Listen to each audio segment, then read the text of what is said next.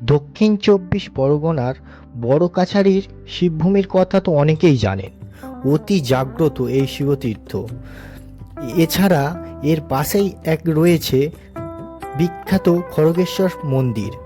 এই মন্দিরও খুবই জাগ্রত, কিন্তু স্থানীয় বাসিন্দারা ছাড়া তেমন এই মন্দিরটা ঠিক কেউ জানেন না।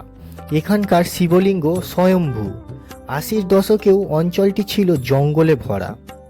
কথিত আছে দক্ষিণ কলিকাতার কসবার এক শিবভক্ত ব্যবসায়ীকে স্বপ্নে দেখা দিয়েছিলেন মহাদেব।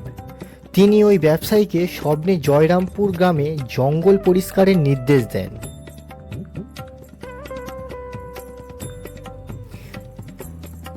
স্বপ্নে দেবাদিদেব বলেছিলেন জঙ্গল পরিষ্কারের পর যে স্থানে খড়গ পাওয়া যাবে সেখানেই মাটির নিচে মিলবে শিবলিঙ্গ। স্বপ্নাদেশ অনুযায়ী ওই ব্যবসায়ী পেয়েছিলেন সেই স্থানে শিবলিঙ্গ। তারপর সেই স্থানে মাটি খোঁড়ার পর উদ্ধার হয়েছিল শিবলিঙ্গ। এরপর শিব মন্দির বানিয়েছিল ওই এক ব্যবসায়ী, এবং প্রতিদিন নিত্য পূজা হতো ওই মন্দিরে, এবং তার জন্য পাশে একটা পুকুর খনন করেছিল। খড়গের নিচের মাটি থেকে শিবলিঙ্গ উদ্ধার হওয়ায় এখানে মহাদেবের নাম খড়গেশ্বর। বিবিরহাট থেকে আমতলা যাওয়ার রাস্তায় রয়েছে এই মন্দির। খড়গেশ্বর মহাদেবকে চাল, কলা, বাতাসা, মিষ্টি ও ফল দিয়ে 2 বেলা ভোগ নিবেদন করা হয়। পাশাপাশি ভক্তদের নিয়ে আসা মিষ্টি দই দিয়েও মহাদেবের আরাধনা করা হয়। আর জয়রামপুরে খড়গেশ্বর শিবের পুজো উপলক্ষে পালিত হয় গাজন উৎসব। স্থানীয় বাসিন্দারা একে গাজন মেলা না বলে জয়রামপুরের মেলাও বলে থাকেন। ভক্তদের দাবি এই মন্দিরে শিবের কাছে প্রার্থনা কখনো বিফল হয় না। চৈত্র ও শ্রাবণ মাসে এই মন্দিরে ভিড় প্রচণ্ড থাকে। শিবের মাথায় জল ঢালতে দূর দূরান্ত থেকে আসেন ভক্তরা। এছাড়া বছরের পর বছর সোমবার করে ভক্তদের আনাগোনা তো লেগেই থাকে। মনস্কামনা পূরণ হওয়ায় বহু ভক্তই এখানে আলাদাভাবে পুজো দেন, এবং আপনারাও আসতে পারেন এই মন্দিরে। খুবই জাগ্রত। আপনারা আসুন, এখানে বাবার মাথায় জল ঢালুন এবং নিজের মনস্কামনা পূর্ণ করুন। ভগবানকে বলুন, আপনার সমস্যা ঠিক দূর হয়ে যাবে। আর এখানে যে পুকুরটা খনন করা হয়েছিল ওই পুকুরটিতে স্নান অবশ্যই করবেন। এই পুকুরে স্নান করলে সব সমস্যা থেকে আপনি দূরে থাকবেন এবং মহাদেবকে স্মরণ করবেন সব সময়। তো আজকেও আমরা এসেছিলাম এখানে পুজো দিতে।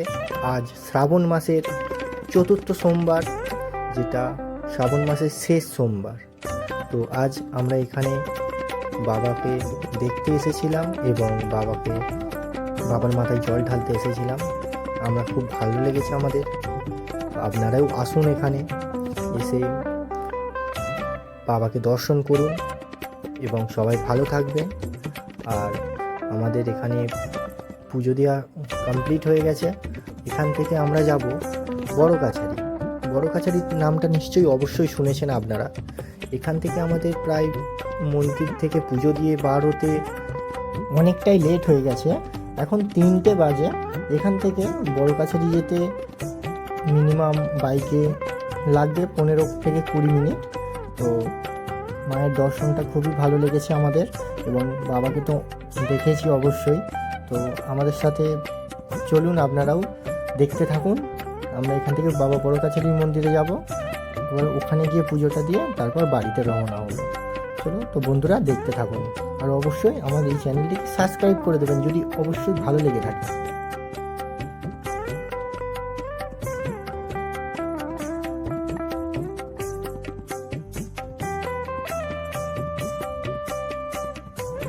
আমরা চলে এসেছি বাবা বড়কাছারির মন্দিরের কাছাকাছি। তো এখানে আসতে আমাদের অনেকটাই লেট হয়ে গেছে, মিনিমাম 4টে বাজতে যায়। তো এখনও অনেকটাই প্রচণ্ড ভিড় দেখতে পাচ্ছি, যেহেতু শ্রাবণ মাসের শেষ সোমবার, তাই আমরা ভিতরের দিকে এগিয়ে যাচ্ছি। দেখলাম যে অনেকটাই ভাড়টা লেগেই আছে। তো অনেকের পুজো দেওয়া হয়ে গেছে, সব বাড়ি ফিরছে দেখতে পাচ্ছি। তো আমরাও এই মুহূর্তে ভাবলাম যে অনেকটা ফাঁকা হবে, তো এসে গেছি আমরা এখন যেখানে ডালা নেওয়া হয় পূজার জন্য। তো আমরা এখান থেকে ডালা নেব, নিয়ে আর যাব ওখানে পুকুরে গিয়ে ওখানে জল নেব বাবার জন্য, হাত মুখ ধুয়ে। তারপর বাবার কাছে আমাদের জল নেওয়া হয়ে গেছে বাবার জন্য। তো আমরা যাচ্ছি বাবাকে দর্শন করার জন্য। মানে একদিনে দুটো মন্দির কমপ্লিট করব দর্শন মানে করে, সেটা আমি কখনো ভাবিনি।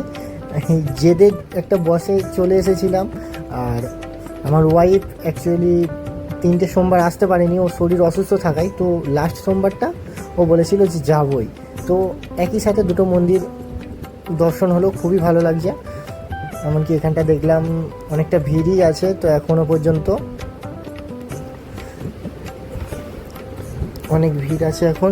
তো আমরা মন্দিরটাকে 3বার ঘুরবো, 3বার পরিক্রমা করার পর তারপরে মন্দিরে উঠব।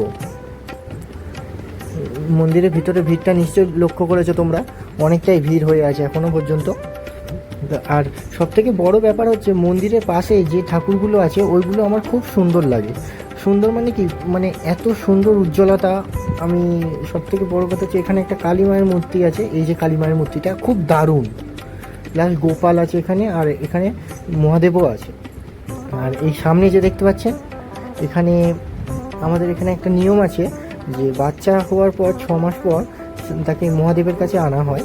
তো ঠিক মানে যে যেমন মানসিক করে সেরকম অনুযায়ীভাবে আনা হয়। বাচ্চাটাকে খুব দারুণ লাগছে, পালকি করা হয়েছে। তো এই সেই গোপাল যাকে পুজো দেওয়া হয়। তারপর আমরা এসব দেখে খুবই ভালো লাগলো আমাদের। ঠিক টাইমে আমরা এসেছি, এত সুন্দর দৃশ্য মানে হয়তো মিস করে যেতাম আমরা। তো তোমরাও দেখতে থাকো, খুব দারুণ লেগেছে জিনিসগুলো। এমনকি এই মন্দিরের ভিতরে আমরা ঢুকেছি এখন, প্রচণ্ড ভিড় বুঝতেই পারছো। আর মন্দিরের ভিতরে ক্যামেরাটা হয়তো অ্যালাউ করবে না। তো এত আমরা পুজো দিয়ে বাইরে বার হয়ে এই মূর্তিগুলোর দিকে দেখে প্রার্থনা করছিলাম, খুবই ভালো লাগছিল এখানে। মানে অ্যাকচুয়ালি মন্দিরের ভিতরে এলে আলাদাই একটা মানে নেচার তৈরি হয়ে যায়, খুব সুন্দর। তো আমাদের পুজো দেওয়া কমপ্লিট হয়ে গেছে, তো আমরা এবারে বাইরে চলে আসার জন্য রেডি হয়ে গেছি। তো লাস্ট একটা আমি ওর ফটো নেব, তোমরা দেখতে থাকো। তো পুজো কমপ্লিট আমাদের। বলো কেমন লেগেছে তোমাদের এরকম অভিজ্ঞতা, একদিনে দুটো